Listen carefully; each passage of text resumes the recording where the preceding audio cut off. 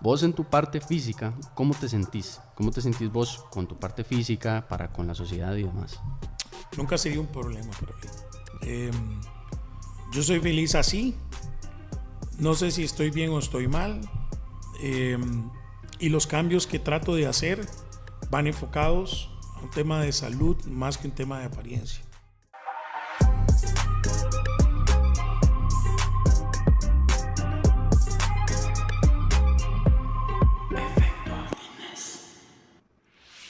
Este episodio es presentado por Gold Gym Costa Rica, una cadena de gimnasios en donde puedes asistir a todas sus clases grupales, utilizar el jacuzzi, el sauna y una de las salas más equipadas de todo el país para realizar cross-training. Busca Gold Gym CR en redes para más información. Gold Gym Costa Rica, Moravia, Irazú y Guayabos. Muy buena gente, ¿cómo están? Espero se encuentren muy bien. Estoy muy contento de estar acá nuevamente con ustedes en un episodio más de Efecto Fitness. El día de hoy con un invitado muy especial, Tavo Gamboa. ¿Cómo estás? Muchas gracias, Jesús, por la invitación. Un placer estar acá. Buenísimo, buenísimo. Bueno, es un podcast que uno pensaría, o yo pensaría que ¿qué está haciendo Tavo ahí? Pero bueno, vamos a ver de qué vamos a hablar. Eso es, claro. Eso es lo chiva. Y eso es lo chiva también del podcast, que hay muchas personas, como te dije ahora antes de grabar, que quizás no tienen que ver directamente, qué sé yo, que se dedican a algo o compiten en algo, lo que sea, y más bien es a la gente como que más le atrae al público que nos escucha, y porque es gente más a pie, más como la gente que usted se puede topar en cualquier lado, porque es un grupo un poquito más reducido, tal vez alguien que sea un deportista de élite o cosas así, que también es interesante escuchar, pero cuando se topan a alguien que simplemente se dedica a otra área y que dice, mira, qué interesante, yo no sabía que, tengo años de escucharlo o de ver lo que hace y no sabía que también pasó por tal y tal cosa. Y ese es como el secreto, el secretillo, el truquillo, esa es.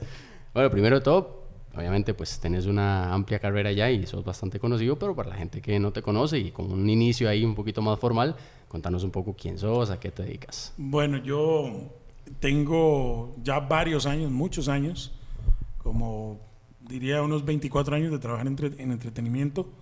He sido animador, fui animador por mucho tiempo. En el 2001 empecé a trabajar en radio. Hago comedia, porque también soy comediante desde hace 13 años ya. He trabajado en televisión y trabajo en televisión eventualmente. Hago redes sociales, pero básicamente todo gira, creo yo que de la comedia, ¿verdad? Eso es lo que a mí me gusta entretener a la gente, entonces básicamente eso es lo que hago profesionalmente. Sí. Y ya desde hace, como vos mismo lo dijiste, desde hace un buen rato, ¿verdad? Ya fuiste como de los pioneros que empezó con temas de humor en la radio y demás, y como esas primeras generaciones que salieron en ciertas emisoras que tuvieron un montón de alcance, en donde ahí empezaron como con toda la parte de la comedia, y ya de ahí te fuiste también a otro lado, ¿verdad? A hacer stand-ups y demás. Sí, hemos ido... Yo no me puedo quedar quedito, me gusta hacer diferentes cosas, siempre teniendo en cuenta cuál es mi misión y qué es lo que yo quiero hacer, que es entretener. A mí me gusta que la gente la pase bien cuando está conmigo. Esa es. Por medio del medio que sea. Perfecto, buenísimo. Ahora, eso es importante, que vos mismo lo dijiste, el hecho de que ya llevas mucho tiempo en eso, pero tampoco es toda tu vida, ¿verdad? Exacto. Hay un antes de que vos empezaste ahí. ¿Qué edad tenés ahorita? Bueno, 43 cumplo este año. Ok, sí. Entonces empezaste más o menos como a qué edad en todo esto de la radio y demás. No, como a los... 20, en radio, 20 algo. como a los 21. Pero ya animando mucho antes, como desde los 19. Te mandaste. Más o menos, sí. Ok, entonces toda esa parte, ahí es como cuando te empezamos a conocer y bueno, hasta la fecha. Pero hay casi que media vida antes de eso, ¿verdad? Entonces, correcto. ¿Cómo fue Tavo? ¿En dónde naciste? ¿Tu infancia? ¿Cómo fueron esos primeros años? Yo soy de Desamparados, nací en Desamparados. Hubo unos años que nos fuimos a vivir, de mis primeros años de vida, que nos fuimos a vivir a Cerrí. Después ya mis papás compraron o pudieron construir una casa en un lote que tenían, en Desamparados también. Y ahí viví hasta los 30 años, hasta que me casé. ¿En serio? Viví con mis papás. Y yo, bueno, asistí a la escuela, colegio. Estuve en la escuela Joaquín García Monge, estuve en el colegio Liceo Monseñor Rubén Odio, de Desamparados. Y ahí, bueno, siempre fui alguien que le gustó participar de todo. Okay. Yo participaba en todo, era bien bombeta. Sí. Tenías como esa habilidad social desde pequeño. Sí, pues me gustaba. Y yo a veces, porque también, digamos, Jugaba en el equipo de básquet del colegio, jugaba voleibol en el equipo de voleibol del colegio. Ya. Bailes típicos, bailes populares. Era apuntado. Era yo me apuntaba lo que, sí. lo que viera. Siempre me apuntaba. Sí me gustaba mucho pelotear. Buenísimo. Sí. Y recordás esos años, a veces hay personas que dicen, mira, yo recuerdo la etapa de la escuela o del cole como una etapa súper oscura, súper... Sí. En tu caso, ¿qué recuerdos te trae? No, yo realmente no podría decir que tuve una escuela y un colegio donde ni sufriera bullying, o tal vez lo manejábamos diferente, no sé. También. Yo soy de una Sí, generación eran que otras creo épocas. que manejábamos diferente ese tipo de relación con otros seres humanos. Sí. Y lo procesábamos diferente. Pero no, yo creo que casi nunca tuve como sí había compañeros que molestaban por una u otra cosa, pero Típico, uno lo manejaba sí. de otra manera. Pero yo creo que yo lo disfruté mucho, realmente. Mi época de colegio la disfruté bastante.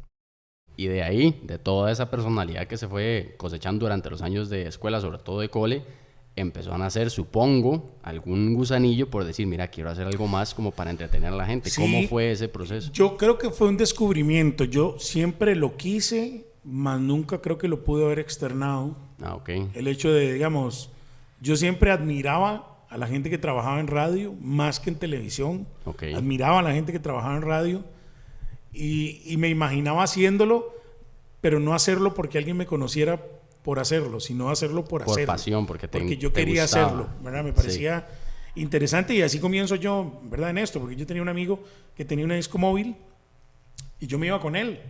Y en algún momento le pidieron animación y así yo empecé en esto. Yo le dije, dame el micrófono, yo animo. Porque siempre me pareció como interesante. Okay. Entonces, yo por eso te digo, creo que siempre tuve yo siempre fui el que podía generar chistes con un grupo de amigos y vacilar y joder, pero en núcleos de confianza. Claro. Yo soy, y todavía soy así, ¿verdad? Digamos, yo me tomo un tiempo, yo posiblemente no sea el centro de atracción en un lugar. En una fiesta con desconocidos, por ejemplo. No, yo iré lento. Que ya cuando agarro gente confianza... no pensaría eso, ¿verdad? Exacto, porque mucha gente dice, usted es comediante. Y yo no, yo soy una persona callada al principio, que observo mucho y según la confianza, ya después si me dan confianza, ya bueno, listo. Agárrense. No, sí. Pero sí, soy una persona así. Ok. ¿Y te acordás de la primera vez? Bueno, vos me dijiste que fue con este amigo en la disco móvil, deme, yo animo. Pero la primera vez que vos ya entraste a una radio, ese primer día, ¿y por qué entraste? ¿A dónde? Bueno, tenía unos amigos que ya trabajaban en Radioactiva y en 103. Entonces yo ya había ido a la radio varias veces y tenía la intención, yo decía, ojalá me diera, y siempre les decía, me van una prueba, un chancecito ojalá ahí. se pudiera pasar algo. Y llegó en un momento en que no esperaba, realmente. Yo ya trabajaba en un bar en la calle La Amargura, en Tabarúa, y una de las veces, no recuerdo si en un Ladies Night o en uno de esas noches, llegaron y me dijeron, ¿te interesa trabajar en radio? Y yo, de una. ¿Qué hay que hacer? Entonces me hicieron una prueba y entré a trabajar en 103. Ahí fue esa fue la primera emisora de radio en la que trabajé. Y obviamente, pues, a pesar de que no era hace un montón de años, pero no era 2023, donde hay un montón de tecnología y cosas. Sí, ¿Cómo fue acostumbrarse? 2001. Imagínate Sí. cómo fue acostumbrarse a toda esa parte, todo ese equipo nuevo, esas cosas de la radio en ese entonces. Yo ya trabajaba un poco con equipos porque trabajaba. Yo en ese momento, o sea, yo salí del colegio, no estudié inmediatamente, yo me puse a trabajar. Trabajaba en una empresa, una distribuidora. Yo trabajaba en camión, repartiendo, vendiendo cosas, ¿verdad? De camión, en pulperías, supermercados. Y los fines de semana me iba a veces con este amigo, el que tenía la disco móvil. En una de esas ocasiones conocí a alguien que se cargaba de eventos especiales de una empresa de pan. Entonces, él me ofrece trabajo y me dice, ¿qué es lo que hay que hacer? Pues sí, nosotros montamos imagen, toldos, vallas, pero yo quiero que vos animes en supermercados. Entonces yo empecé a trabajar en eventos especiales, en los supermercados, en un toldito con unos parlantes, animando ahí. Yo ponía música y animaba y le informaba a la gente de las promociones que habían de esa marca en el supermercado. Entonces yo ya trabajaba en eso, ya tenía contacto con equipos de sonido, siempre me había como llamado la atención y utilizaba las tumbacocos que tenía también la marca. Sí. Entonces yo ya tenía cierto conocimiento de lo que era una consola, de lo que eran los micrófonos y ya las partes más técnicas de poner música, digamos, porque cuando yo llegué todavía se ponían claro. Música con disco compacto. Exacto, sí. Había un rol de programación totalmente diferente al que hay ahora, ¿verdad? Porque uno sí ponía la música directamente. Ya, literal estabas ahí canción a canción dándole. Entonces uno iba programando las canciones que iban sonando. Ya la radio Ahora ha cambiado ya no. y ha evolucionado, ya hay programas que hacen todo un algoritmo para decir estas son las canciones que deberían ir sonando de esta manera. Listo. Antes uno respetaba una norma, como una escaleta que había que se dividía por colores y que las canciones estaban divididas por colores. Qué Entonces loco. decía, me toca poner la canción roja. Entonces usted iba entre todas las opciones que tenía de canción roja para poner, ¿verdad? Uno buscaba en una libreta para ver qué habían puesto anteriormente los compañeros, para no repetir canciones. Había todo un rol que había que cumplir, pero uno era el que lo hacía. Qué loco. Sí, obviamente eran otros tiempos y como te digo... Bueno, la manera de comunicarse era por Viper. La gente mandaba por Viper o escribían por Messenger, que era como lo que estaba habilitado. Interesante. Obviamente la radio tiene un montón de facetas que no precisamente son la parte humorística, ¿verdad? Entonces vos entraste, empezaste a trabajar, a agarrar experiencia y ya poco a poco, ¿en qué momento te diste cuenta que lo tuyo era, sí, la radio y todo, pero más en la parte del humor, de la comedia?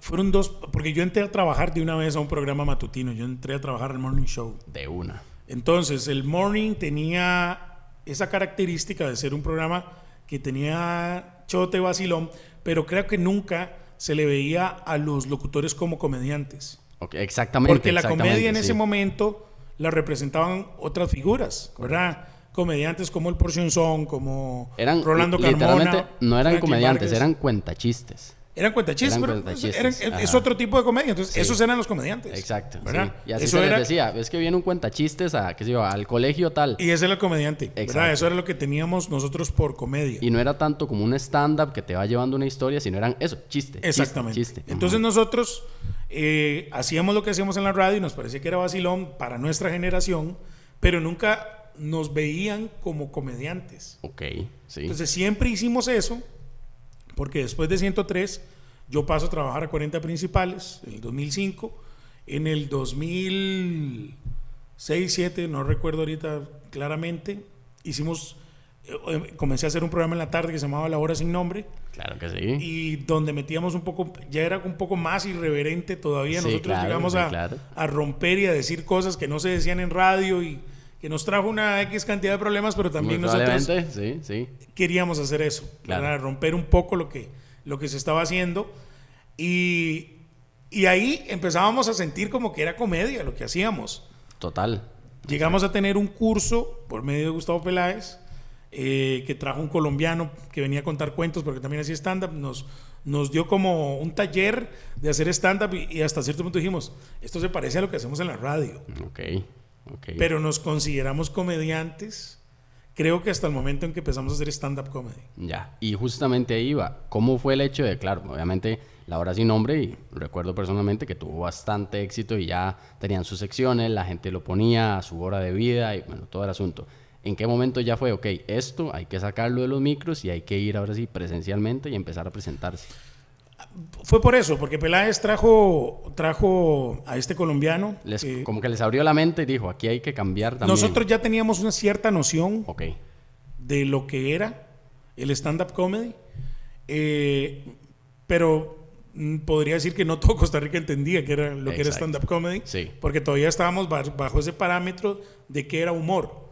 ¿verdad? El humor era, los que hacen imitaciones, los que se disfrazan y hacen un personaje, ¿verdad? Los que cuentan chistes. Personajes incluso también más llevados a la televisión. Sí, entonces eso era como lo que se tomaba en cuenta, ¿verdad? Como comedia.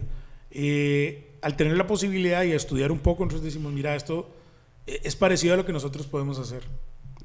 ¿verdad? Ya. Yo ya había personalmente tomado una decisión.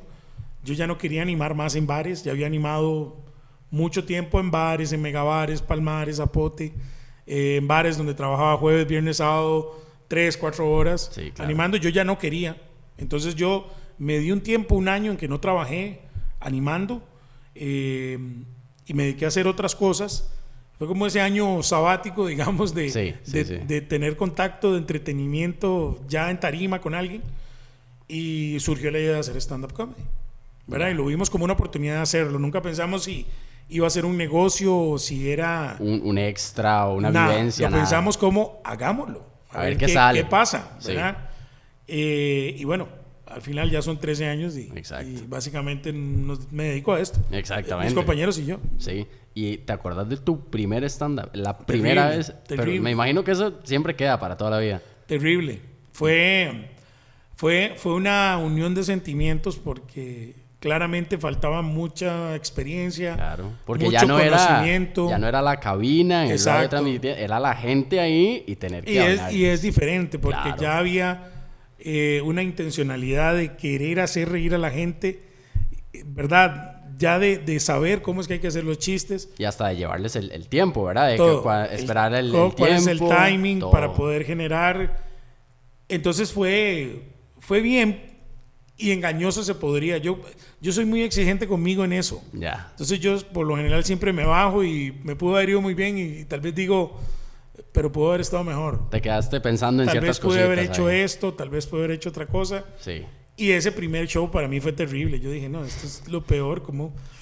Y después ya uno va entendiendo, ¿verdad? Y va empezando a adquirir experiencia, conocimiento y empieza a pulir eso que uno va haciendo. Pero sí fue un show desastroso. Sí, que obviamente de fijo te que estaba acuerdas. la gente que nos escuchaba en la radio y creo que por eso tal vez Sí. no lo pude haber sentido tan mal, Sí. pero para mí estuvo mal. Sí, que eso es también en ese primer momento tuvo que ser súper chocante porque ahí era gente que ya te conocía de alguna forma, pero vos ni idea de quiénes eran desconocidos, pero ya iban a ver a Tao, porque ya Sí. sabían y ya Sí, escuchaban sí, la sí, voz sí. y decían, ay, mira, se escucha igual que el que yo escucho en la radio, es él. Sí. Entonces, Nosotros en ese esa shock. época, en 40, creo que teníamos mucha cercanía con la gente que nos escuchaba.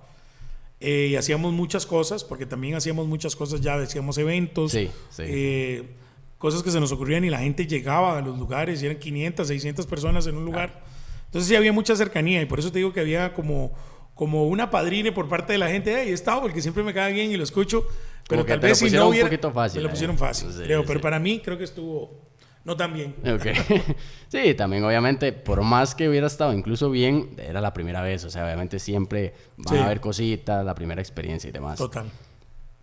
¿Qué sentís vos que define el hecho de que una persona tenga esa habilidad? Es algo tan abstracto, la habilidad de que de verdad lleve un timing perfecto, que la gente se ría, mantenerlos atentos, o la persona que vos decís, ok, se puede subir, puede hacerlo, pero no le pega. Es que no es una matemática, no es algo exacto. Bueno, es más o muy menos. Sí. A esto voy. Ok. En lo más ortodoxo del stand-up comedy, cualquier persona podría hacer stand-up comedy. Ok. ¿Por qué? Porque el stand-up comedy es un texto que usted crea, usted escribe sus chistes y usted presenta esa rutina a la gente. Sí. Entonces, tal vez Jesús podría hacer un stand-up comedy de lo que es entrenar a la gente.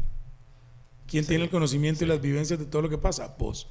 Lo que te hace falta es las herramientas que sí tenemos los comediantes que nos dedicamos a esto, de cómo se hace un chiste, cómo funciona la psicología de un chiste, cómo escribir chistes, cómo llevar un timing, y con esos conocimientos tal vez vos podrías hacerlo. Ya. Ahora, hay gente que tiene ángel Sí. y hay sí, gente claro. que no tiene ángel para esto. Exacto. Y ¿Verdad? como en cualquier cosa de esta vida, ¿verdad? Sí, Exacto. sí, claro. Entonces, en la base cualquiera podría hacer stand-up, Sí. pero ya subirse a un escenario y el carisma que pueda generar cada persona, pues es otra cosa. Sí, por supuesto, va cambiando. Ahora, han sido 13 años, me dijiste, desde ese entonces, de puro stand-up. Es imposible que no hayan habido no una, sino muchas veces en las que te tenés que subir, tenés que estar interactuando de frente con las personas y hacerlos reír y demás. Yo personalmente he ido a algunos de tus stand-ups y obviamente siempre la gente llega a contagiarse de risa, a estar ahí y disfrutar, a olvidarse tal vez de un poco los problemas y demás, pero vos también sos un ser humano. Entonces, ¿alguna vez has estado dando stand-up y que vos sentís que ese día fue un día de mierda? Sí, claro, muchas veces. ¿Y cómo manejas eso? ¿Cómo se logra manejar eso? Porque es mi trabajo, ¿verdad? Y es como cualquier trabajo, vos a veces tienes que venir a entrenar a la gente y tal vez no tener las ganas de hacerlo. Sí, claro. ¿Verdad? Como todos los seres humanos, hay momentos donde no me siento bien, pero yo trato de sacarme ese cassette y me pongo el cassette de comediante a hacer reír a la gente y hacerla pasarla bien. Y yo, hasta cierto punto, la paso bien. Ya, eso te ayuda, digamos. Porque también es un momento de salirme de todo lo que puedo estar pasando. Y esos 30, 35 minutos. Sí, por supuesto. Y si la gente me está reaccionando, es mejor, porque el ver a la gente reír eso es lo que uno quiere como comediante. Por supuesto. Ningún comediante va a hacer algo para que la gente se sienta mal. Por lo general va a tratar de decir algo para que la gente se ría. Por supuesto. ¿Verdad? Y entonces al ver uno a la gente reír, uno dice, qué chiva. Y esto te contagia un poco. Se te olvida un poco en ese tiempo. Ok. ¿Verdad? Mientras estás haciendo el show. Claro, y cuando estás haciendo el show y demás, y vos ves que en algún momento no conecta a la gente para nada, ¿cómo se logra remontar eso? ¿Cómo logras remontar una masa que vos decís, mira, no sé por qué, pero hoy no le estoy dando al clavo? Es parte del tiempo y la experiencia de los golpes que uno va aprendiendo, cómo funcionan las cosas, porque es diferente cuando alguien paga por ir a verte. Sí, por supuesto. Porque ahí ya vos tenés la gente quiere ir a reírse. Sí, es otra cosa. Va con la disposición para reírse, el ambiente se presta para reírse. Habrá shows donde nos contratan y la gente no nos está esperando. O lo peor, abrirle a alguien algún evento que no tiene nada que ver. Como por ejemplo, un mexicano que yo sigo, que lo pusieron a dar una charla y unos consejos y unas cosas antes de un concierto de los Tigres del Norte. O sea, ahí nadie lo quería ver a él, digamos. Pero bueno, eso también es parte de la experiencia. Porque sí, posiblemente yo en este momento, a mí me llega una oferta de estas, yo le digo no, gracias. Ajá, exactamente. Sí, él estaba empezando. Porque el tiempo... Al principio usted dice todo sí. Todo. Usted no sabe ni a qué se va a enfrentar y antes uno ni preguntaba quién era el público, cómo iban a estar acomodados. Ya con el tiempo no, nosotros ya pedimos que la gente esté sentada de cierta manera, claro, que algunas cosas no pueden suceder antes de nuestra presentación, qué cosas pueden suceder después de nuestra presentación, qué cosas no deben suceder durante la presentación. Exacto. Y entonces es la manera de ir controlando un poco el ambiente, ¿verdad? De esa presentación. Sí. Y aún así puede salir mal. Aún así, con todo y pero todo. La experiencia te lleva a por lo menos ir tratando de mitigar todos esos agentes externos que puedan hacer que tu presentación no sea tan buena. Exacto. Porque aquí el problema es que muchas veces la gente dice, es que ¿qué comediante más malo? Y tal vez no es que el comediante es malo, es que no era el momento, sí, no tenía que haberse presentado posiblemente, la gente no estaba con la mejor disposición para recibir comedia, no le caía bien a la gente, exacto, o era malo, porque también puede ser. También, sí, es una opción. Pero no siempre es porque el comediante sea malo. Ya, a veces es un buen entorno ahí que no le favoreció. Que son las cosas que uno tiene que ir tratando de mitigar, sí, para poder presentarse. Y en 13 años ahora, así, un stand-up que es este fin de semana, qué sé yo, ¿siguen habiendo nervios antes de salir? Si no hay, me muero. O sea, tiene que haber. Es parte, tiene que haber. Es parte de bien incluido. Porque eso es la adrenalina que yo a veces le explico a mi esposa. Yo cuando termino un show, yo me bajo y llego a mi casa y me cuesta dormirme porque todavía tengo la adrenalina. Sí, quedaste con un subidón ahí. Exacto. Con la adrenalina estoy arriba todavía y eso queda, porque es un momento también donde el cuerpo está sintiendo todo lo que está sucediendo. Es una responsabilidad que la gente viene a reírse. Exacto. ¿Verdad? Entonces eso no hay manera de que no tenga nervios. Definitivamente. Sí. Ahora, hay muchos tipos de comedia. Muchos, ¿verdad? Y hay un abanico entero de opciones para que la persona se sirva, literal. ¿Cómo vas identificando cuál es ese target de población tuya? La de Tavo, el humor de Tavo. ¿Cómo definirías a tu población? Mira, yo trato de no estar desactualizado, pero sí estoy claro que hay público al que ya no debería presentármele. Ok. O para poder hacerlo, por respeto a ese mismo público, debería ser otro tipo de trabajo más profundo para poder llevar comedia. Claro, sí, más bien al otro lado. ¿Verdad? Que la gente pueda... Y esto estoy hablando que posiblemente a chicos de colegio, yo no hago, ¿verdad? Yo no llevo comedia a chicos de colegio. Sí. No lo hago porque mi temática y mi forma de pensar no es la de ellos. Sí, claro. Entonces yo posiblemente voy a llegar a hablar de temas que ellos no entiendan de qué estoy hablando. Y entonces para poder hacerlo tendría que responsablemente sentarme mucho tiempo para poder crear un producto para esa población. Que les pegue. Para esa población, para que entiendan lo que estoy haciendo, para que entiendan lo que estoy diciendo. Entonces sí, yo al igual que mis redes sociales siempre me refleja que mi público está entre los 24 y 35, el primario.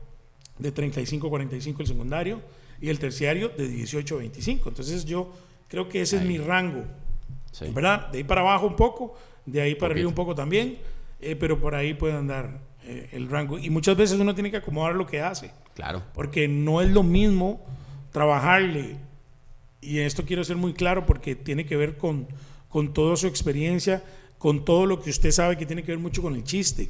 O sea, el chiste también tiene una reacción según la información que la persona tenga. Porque si yo llego a hablar de cohetes, a donde hay gente que no hace cohetes, que no tiene contacto con cohetes, que no... No le va a resonar. Si yo llego a hablar de viajes a un lugar donde hay gente que nunca ha salido del país, nunca ha viajado, no sabe lo que es montarse en un avión, Sí, no van a Exacto. entender lo que yo estoy diciendo. exactamente. Entonces ese es todo el estudio previo que uno tiene que hacer y que antes uno no hacía por falta de experiencia antes de ir a presentarse. Usted tiene que saber a quién le va a ir a hablar, ¿verdad? ¿Qué edades? ¿Qué hacen? ¿A qué se dedican? Claro. Entonces básicamente por ahí. Sí, al final mucho del el mismo chiste, digamos, de la misma gracia que pueda tener alguien, es que a mí me resuene para mi vida lo que está contando. Tienen que ¿verdad? entender porque es Exacto. parte de eso. O sea, el Exacto. chiste, la psicología del chiste es eso. Tiene que ver con muchas de las cosas que usted ya tiene preestablecidas y el comediante lo que llega es a quebrar eso. Exacto. Y es cuando el cerebro reacciona a la risa. Sí, de hecho, por ejemplo, Franco Escamilla, él dice que obviamente es alguien bien grande haciendo stand-up y demás, que incluso dentro del mismo México, obviamente hay muchos tipos de acento que tal vez uno no sabe reconocer muy bien, que él cuando se presenta en una ciudad, él hace chistes locales de esa ciudad y los estudia y se prepara para que lleguen y digan, qué bueno Franco, Claro. pero no porque él se sienta identificado con eso, sino que él sabe qué es lo que les va a pegar. Exacto. Y Sí, eso es todo un brete previo que tal vez la gente no es consciente, ¿verdad? Claro. El man nada más se para y habla. Sí, sí, sí. Exacto. Exacto. Ahora, eso es importantísimo que vos dijiste. El tema de las edades, ¿verdad? Más o menos lo tenés claro, pero también hay muchos tipos de humor en el sentido de, hay un humor un poquito más blanco, más tranquilo, más, ¿verdad? Y humores que son un poquito más pesados y otros que ya rozan ciertos límites por ahí. Entonces, primero vos como comediante, ¿qué opinás del humor negro? Pero del humor negro ya estamos hablando así mientras que obviamente siga siendo humor, ¿verdad? Del humor negro, porque es una línea muy delgada. Yo, a ver, no lo hago, Ajá. pero estoy de acuerdo con el comediante que decide hacerlo. Ok. ¿Por qué? Porque es la visión de él. Sí. Y entonces, como tal, un comediante es un artista y un artista debe expresar lo que siente y lo que quiere decir y hacer, ¿verdad? Y si a alguien no le gusta, pues simplemente no debería gustarle no y ya. es el tipo Lo de que pasa comediante. es que claramente estamos en la época de la cancelación Total. y donde alguien dice algo que a mí no me gusta, Lo cancelo. que ojalá lo quiten y ojalá se muera, Sí. porque no lo quiero oír ni ver.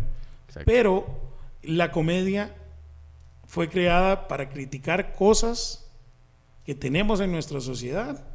La comedia nace como una forma de sanar las heridas que nos deja la vida, Exacto. pero hay mucha gente que no lo quiere ver así, ¿También? ¿verdad? Sí. Y lo quiere ver como un irrespeto o como un... Yo la comedia siempre la he visto como una manera de sanar lo que usted y yo padecemos como humanos día a día. Exactamente. Que hay alguna gente que no lo procesa De esa forma. igual, digamos. está bien, pero sí creo que un comediante tiene el derecho de decir lo que quiere decir, Exacto. ¿verdad? Y Y si ya. a alguien no le gusta, pues no lo escucha. Exacto. Ya. Sí, sí. Y de hecho, conforme 2001, 2002, 3, 4, 5, épocas en donde la cultura de la cancelación no estaba para nada como ahorita, supongo que ustedes como comediantes se han sentido poco a poco como en un túnel que se va haciendo cada vez más cortito y cada vez puedo decir menos. Hay cosas que estoy totalmente de acuerdo, que no se deben hacer. Hay cosas que ya rayan en lo ridículo. Ajá, exactamente. Porque si yo soy gordo y no puedo hablar de que soy gordo, ¿en qué mundo estoy? ¿De qué hablo? Exacto. Yo quiero hablar de eso, de que es mi experiencia Sí. siendo gordo. Y si otra persona gorda se afecta porque yo hablo lo que vivo como gordo, no sé en qué quiere de la vida, que Exacto. no se hable de ser gordo. Claro, claro. No sé. Sí, es un tema muy complejo porque siempre, digamos, la gente puede tener, digamos, un punto válido, ¿verdad? Según la perspectiva que tenga y como vos lo decís, ya hoy en día, si no me parece lo que está diciendo, entonces lo cancelo totalmente y eso tal vez antes no se daba, Exacto, ¿verdad? sí. Entonces, precisamente tomando ese tema que vos decís, ¿alguna vez te ha pasado o algunas veces que tocas, por ejemplo, ese tema, el tema de la parte física y demás, y que vos como comediante sentís que te tiran hate por haber hecho un chiste o haber comentado algo así? Un par de veces he comentado esto. Yo tuve un show donde empecé a hablar de eso y una muchacha que era gordita se levantó y se fue. ¿En serio? Cuando yo termino el show y pregunto qué pasó, me dicen, es que se sintió afectada porque hablaste cosas de gordos. Le digo yo, sí, no sé si ella me vio, pero yo soy gordo también. Sí, sí. ¿Verdad? Y yo estoy hablando desde mi perspectiva. Exacto. Desde lo que me pasa a mí. Entonces ahí yo realmente creo de que lamentablemente quien necesita ayuda es ella. Es la persona, correcto. ¿Verdad? Ella es la que tiene que ver por qué le afecta eso. Y entiendo que hay mucha gente que pudo pasar cosas muy difíciles y cosas muy feas, pero uno no puede definirse por lo que dicen los demás. Exacto. Y esa es la base de todo. Si vos estás esperando eliminar los comentarios de la gente para no sentirte mal, vos, eso por más generación, por más cosas que quieran hacer, nunca va a pasar. Correcto. Nunca. Siempre va a haber gente que va a decir algo que a vos no te guste. Siempre. Pero el poder de esas palabras no lo dan las personas que emiten las palabras, sino la gente que lo recibe. Exacto. Si usted lo quiere recibir, lo recibe. Si no lo quiere recibir, no lo recibe. Exactamente. Y no debería por qué afectarte. Exactamente. Y de hecho, en ese sentido, de ese tipo de temas y demás, ¿cómo haces vos o cómo has hecho a lo largo de tu vida para trabajar tus propias experiencias, por ejemplo, con este tema y transformarlas en un humor? Supongo que obviamente vos mismo dijiste, es un proceso de sanación, un proceso de tal vez hacer clic con uno mismo, con partes de uno, con vivencias de uno. Y yo creo que una de las herramientas más poderosas que puede tener un ser humano es tener humor propio. Porque ahí hay muchas cosas que ya no te van a retumbar y ya no te van a molestar a nivel social. ¿Cómo ha sido tu proceso interno, digamos, de ir analizando cosas que a vos te pasan en tu vida, en cualquier tema, e irlo transformando para poder sacarlo en un stand-up? Es que yo todo lo que me pasa en la vida puede ser un chiste para mí. Esa es la realidad. Yo, para el que no sabe, bueno, yo soy padre de dos niños, pero yo no podía tener hijos. Entonces yo tuve que pasar por todo un proceso que fue doloroso, y al final mi manera de procesar eso siempre ha sido la comedia. Claro. Entonces yo tengo una rutina que hablo de eso, porque es lo que yo viví, ¿verdad? Y yo siempre lo transformo en comedia y gracias a Dios llegué a buen puerto. O sea, al final pudimos tener Qué bueno. A mi hijo. Qué bueno. Pero yo todo lo transformo en comedia. Sí. Todo lo que pasa en mi vida puede ser una comedia. Es la realidad. Y qué nivel poder hacer eso, porque hay muy pocas personas que las cosas que les pasan lo pueden transformar en algo y que tal vez incluso pueda ayudar a los demás, ¿verdad? Yo he escuchado muchas personas que dicen, mira, hicieron un chiste sobre tal cosa o escuché un monólogo buenísimo sobre tal cosa que me está pasando y eso me hizo alivianar un toque la carga y me siento como mejor. Vamos a lo mismo, hay gente que tal vez le resuena de otra forma y más bien le afecta, etcétera, etcétera, pero la gente que logra canalizarlo así, ¿cómo se puede beneficiar, de verdad, y de poder tener ese proceso de sanación de cosas que a todos nos pasan? Y de cosas que cada quien tiene sus propias cosas internas que se pueden transformar en comedia y llevarlas un poquito mejor. Yo creo que es lo que te dije al principio, el poder de lo que dicen las personas depende de vos. Sí, qué tanto claro. peso le das a esas palabras, qué tanto querés que retumben en vos. No sé, creo que los que estamos expuestos en esto recibimos mucho hate. Sí. Por X o Y razón. Pero ese hate, si uno le diera el peso, o yo por lo menos, si yo le diera el peso a la gente que pone cosas, porque esto pasa en el mundo, pero creo que Costa Rica es también muy especial en eso. Nos encanta querer hacer sentir mal a los demás. Entonces, siempre queremos bajarle el piso a la gente como, el disque comediante. Sí, porque soy de Costa Rica, no puedo ser comediante. Exacto.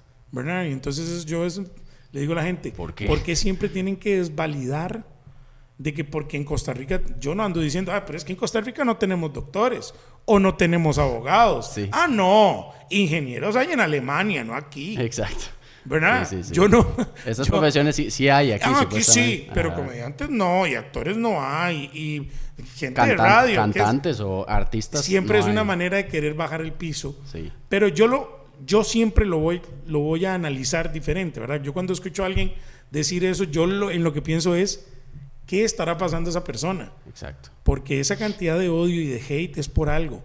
O porque no alcanzó sus metas, o porque está haciendo algo que no quiere hacer, o porque simplemente le chima que alguien sí esté cumpliendo con los sueños y lo que quiere hacer, ¿verdad? Entonces, yo siempre trato de verlo desde esa manera y trato que esas cosas no me afecten, aunque algunas veces puede leer uno algo que Por dice, supuesto, sí. esto está mal, Sí. ¿verdad? Pero no Sí, trato de que me afecte tanto. Y en una cuenta, bueno, por ejemplo, ahora hoy en día la red social principal, digamos, o la más grande o la que más jala gente, que es Instagram, en una cuenta que vos tenés pues bastantes seguidores y demás, ¿qué tan frecuente es? Que llegue gente, llega gente. No son mis seguidores. Ya, sí, claro. Sí, hay gente que llega, se mete, tira lo que tiene. Y más se ahora va. porque los Reels, porque TikTok se viraliza tanto que si usted hace un video y se viraliza, va a llegar a un montón de gente Sí. y te va a llegar porque si vos consumís algo parecido te va a llegar. Sí. Y uno no le tiene que caer bien a todo el mundo, yo eso lo entiendo. Pero tampoco entiendo, ¿verdad? Pero también creo que lo pueden hacer.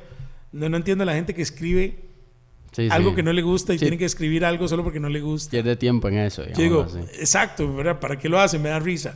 Entonces yo realmente cuando veo, porque sí leo, ¿verdad? Los comentarios que hay en mis videos, Claro. ¿verdad? Tomo lo bueno, desecho lo malo, pero cuando yo veo a alguien que viene de un user 002-4578 sin fotografía, yo digo, ni para qué me desgasto, Exacto. ¿verdad? En leerlo. Exacto. Cuando yo sí soy así, porque es mi forma de manejarlo, cuando me escribe alguien con foto y nombre, yo le respondo.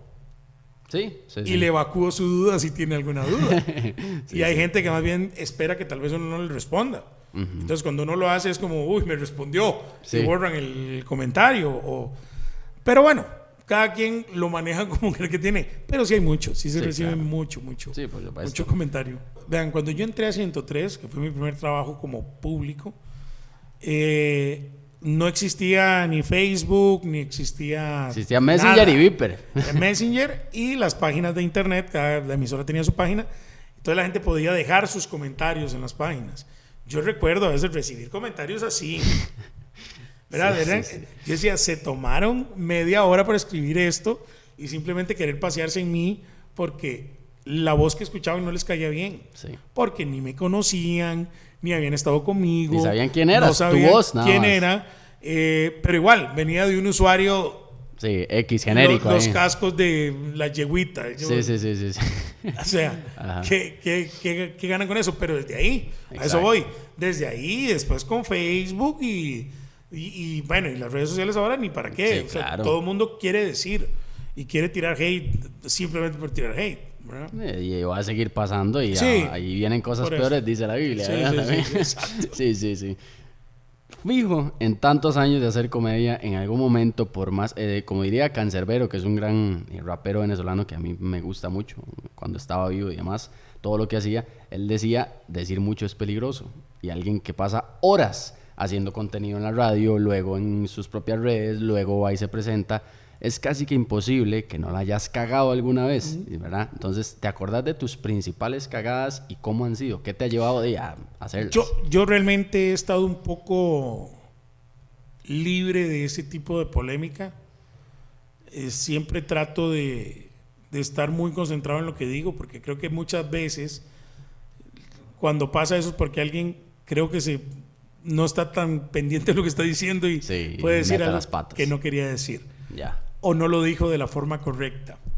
también. Como hay gente que sí lo dice porque así quería decirlo, ¿verdad?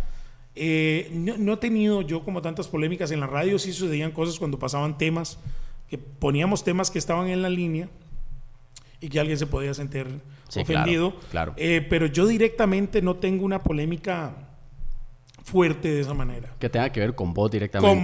Como si tengo compañeros, ¿verdad? Sí, ¿verdad? sí, que sí. todos tenían, ¿verdad? Sí, exacto. Era como en qué momento le toca a Gamboa, ¿verdad? Exacto, sí, ¿En qué sí, momento sí, me sí. toca a mí? No me ha tocado. Espero no me toque. Bueno, qué bueno. Eso es bueno, ¿verdad? eso es muy Pero bueno. no tengo una polémica tal cual por haber dicho algo que a la gente le pareciera incorrecto. Sí, claro. Hay cositas, pero Sí, muy siempre. pequeñas. Sí. ¿Cómo llevas vos el tema de ya en tu vida personal cuando vos necesitas precisamente recargar baterías o de alguna forma resetear el cassette tuyo para poder pues seguir haciendo humor, entreteniendo a la gente y demás? ¿Qué cosas haces vos como esos cables de conexión a tierra que vos decís, estos son como mis escapes que me ponen otra vez de buen humor y que me ayudan? Mira, yo antes de pandemia era una persona que pensando en trabajo como 24/7. Ok. Y le dedicaba mucho a al trabajo. Cuando cayó la pandemia, para mí fue como darme cuenta que no importa, ¿verdad? Porque en estos trabajos como el mío, uno siempre está diciendo, hay que agarrar el trabajo, hay que hacer el trabajo, porque usted no sabe en qué momento se va a quedar, ¿verdad? Entonces usted siempre está pensando como, hay que agarrar, hay que hacer. Pero después de la pandemia, me di cuenta que no hay manera de tener control. Y yo creo que es una de las cosas que nos enseñó la pandemia. Eso ¿verdad? Aprendimos todos. No hay control de nada. O sea, yo según decía, no, si yo trabajo aquí, o sea, no hay manera de que... Estoy bien. Y cayó la pandemia y esos 3 ingresos se acabaron. Exacto. Entonces... ¿qué hiciste en la pandemia? ¿Cómo la pasaste ahí? Porque de ahí ya no te contrataban, ¿no? Sí, digamos, yo soy muy creyente, yo creo en Dios. Sí. Me agarré con Dios ese primer mes, donde nos echaron de la radio, donde ya nos habían cancelado los shows, cerraron los bares, las redes sociales estaban apenas generando, pero lo que había también se cerró. El primer mes fue muy... un choque. Fue muy incómodo. Sí, claro. Me peleé con Dios. Y fueron 15 días de llorar amargamente y de pelear. Y después de esos 15 días tuve una paz como de decir, pero bueno, yo no hago nada. En este estado no hago nada. No puedo hacer nada. Sí. O sea, no tengo el control de esto. Y después de eso... empezaron a salir muchos trabajos para redes sociales. Okay. Y creo que esa es una de las cosas, ¿verdad? Yo por lo menos ya hacía cosas en redes sociales buscando una única cosa, entretener a la gente que me seguía. Sí.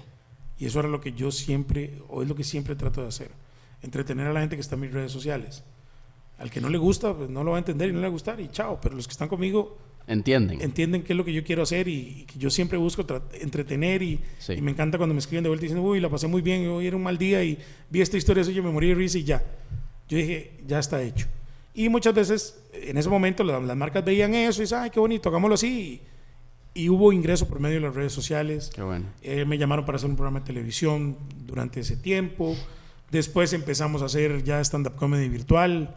Entonces ahí pudimos...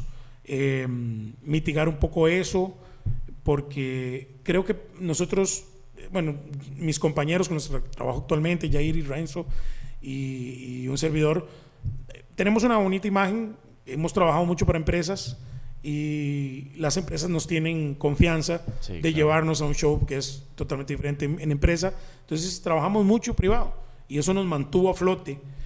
Durante todo este tiempo de pandemia. Después nos pusimos a hacer nuestro propio programa en internet, salimos adelante y nunca, yo puedo decir que no me hizo falta nada durante ese tiempo. Exacto. Pero lo más valioso de ese momento fue entender que la vida es muy corta y lo olvidamos, impredecible, ¿verdad? También. Y que uno no tiene control de nada, por más control que usted crea que tiene. Exacto. Entonces yo he tratado de alivianar mi vida en el sentido de vivir lo más tranquilo y sencillo posible, en el sentido de pasar tiempo con mis hijos, sí, trabajar, pero ya no me quiero agobiar con trabajar, buscar trabajo, ir a hacer eso, quiero hacer esto otro. Yo estoy tratando de alivianar eso. Entonces, estar en mi casa, estar con mi familia, ver a mis amigos de vez en cuando, me mantiene tranquilo. Y qué bueno que la pandemia llegara como a sacudirte un poco las ideas y a enseñarte eso que te va a durar, supongo, para el resto de la vida. Sí. Qué bueno. Sin duda. Buenísimo.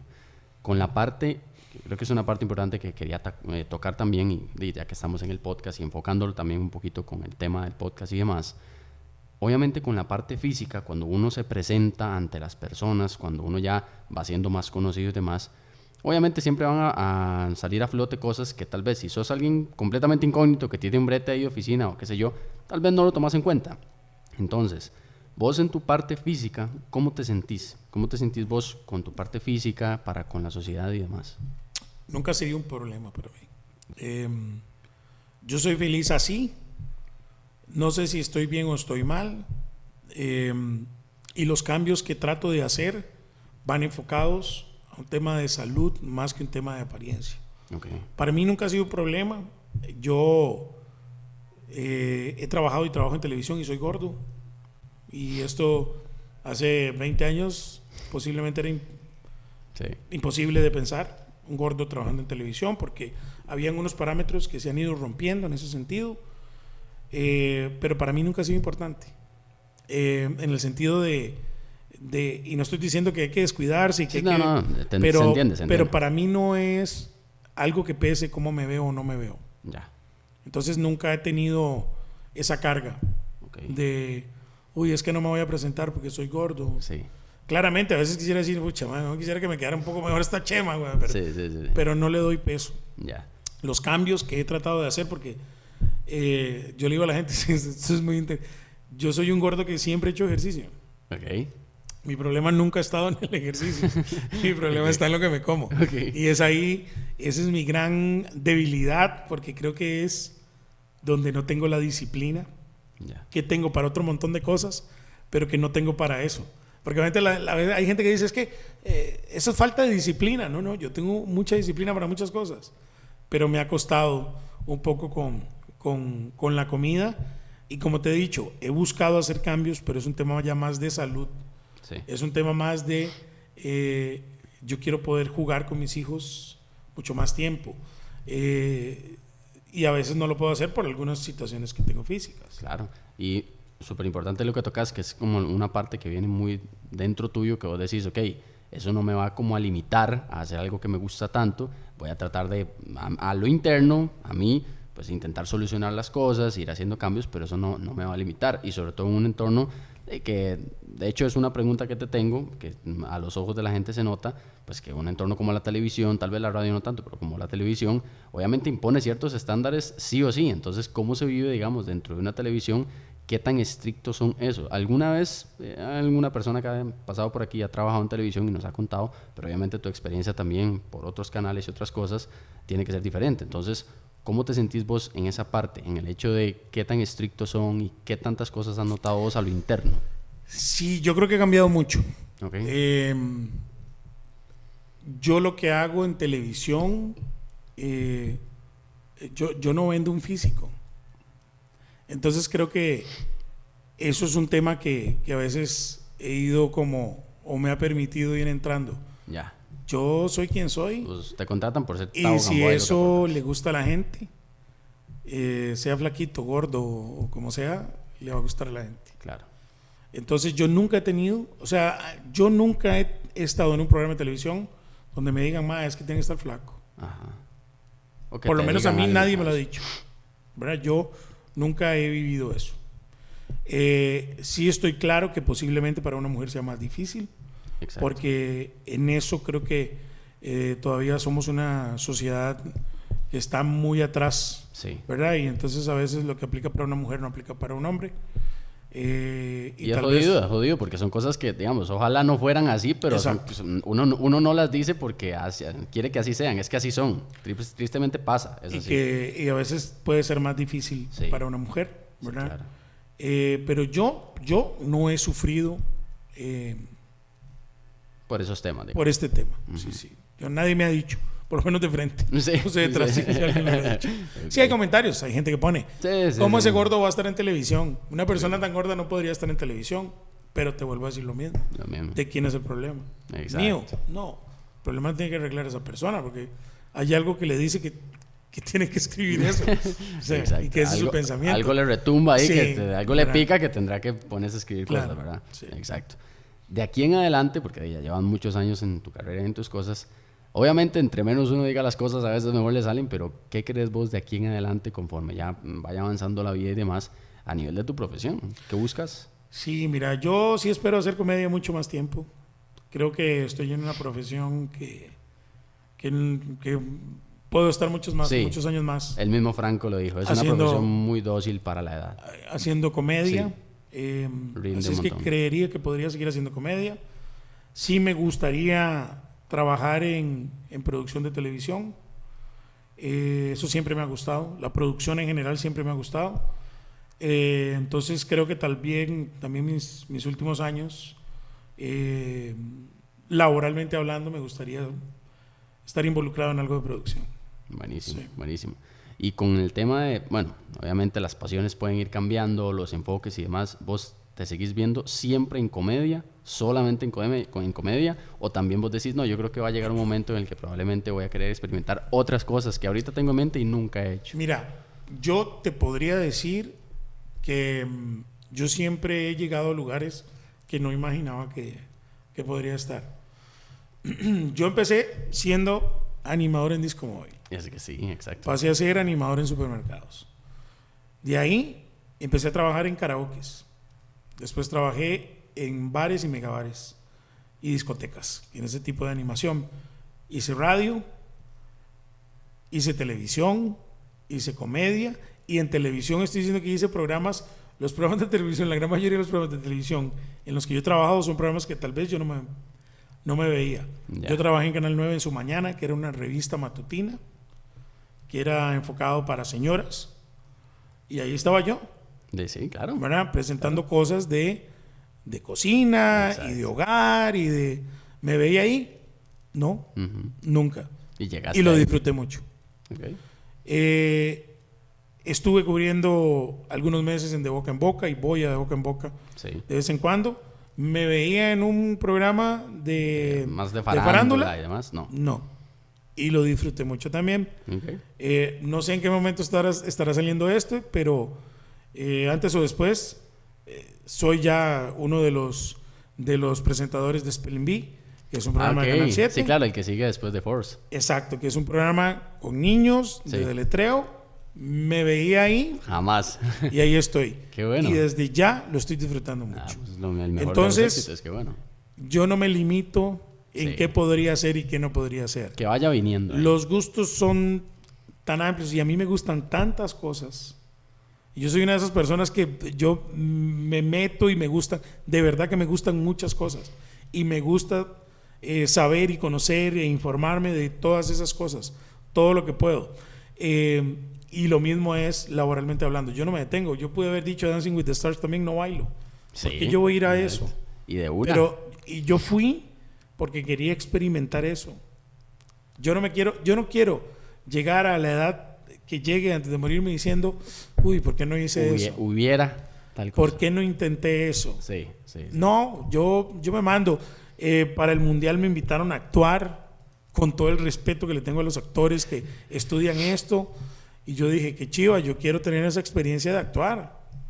Y me gustó y lo disfruté mucho. Entonces yo lo veo tan amplio como las estrellas que pueda Sí. tener la galaxia. Qué bueno porque ojalá más bien mucha gente dice, llegue como este concepto de que siempre hay cosas muy chivas del otro lado de lo conocido, ¿no? De la zona de confort. Hay un montón de cosas que a usted le encantan y usted no sabe.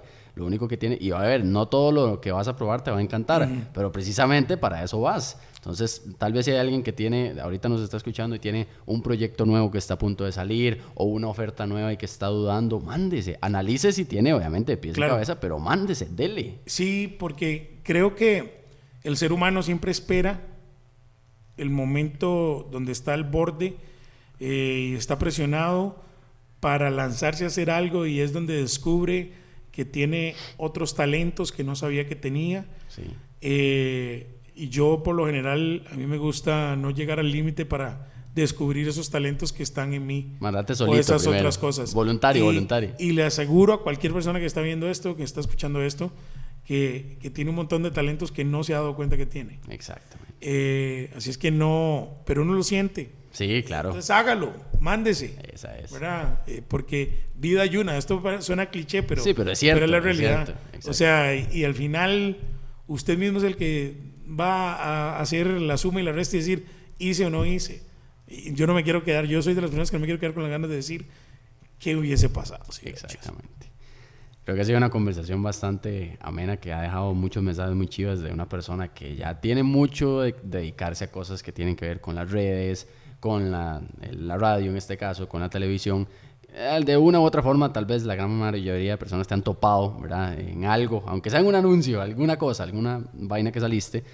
y realmente conocer ese otro lado, ¿verdad? Ese otro lado de que sí, efectivamente también tenés tus cosas como todo el mundo, también tuviste tus dudas, has tenido tus momentos buenos, malos, y el hecho de, como vos dijiste, mandarse y vivir experiencias, que hay vida hay una y hay que tratar de sacarle el máximo provecho. Y eso se trata. Esa es. Y ese sería mi mensaje final. Exacto. No se queden con las ganas. Linda. Experimentenlo. Eso es. Siempre que alguien pasa por acá, me gusta, y eso es, tal vez no te lo esperas, pero que invite a otra. Ok. Entonces, piénselo ahí. Puede ser literal de los colegas suyos, compañeros de trabajo, alguien que usted quiera embarcar y que usted diga ahí, le tocó, ni modo. Entonces, piénselo ahí. Eso sí. Ya lo tengo. Ya, esa es, buenísimo. Entonces, suélteme el nombrecito de una vez. Max Rodríguez. Ok. Tatuador. Uy, sí, claro. Muy bien. Max es un gran artista y es un gran ser humano. La historia que tiene Max y la filosofía que tiene Max, yo la admiro mucho. Así que, Max, le toca, hermano. Ni le modo, toca. lo embarcaron ahí. Está. Embarcado está. Para que pase para acá por los micros de Efecto Fitness. Buenísimo. Pura vida. Por acá tenés tu sticker oficial de Efecto Fitness. Qué buena nota. Claro. Pura vida. Y como ves ese micro vuelto pesa rusa. Vuelto el kettlebell. Eso Muy es, bien. sí. Buenísimo. Y te agradezco un montón que te hayas tomado la chance de pasar por acá y compartir con nosotros. No, buenísimo. Jesús, gracias por la invitación. Buenísimo. Pura vida. Gracias, y gracias a ustedes que siempre se quedan hasta el final, y nos vemos en una semana con uno más. Pura vida.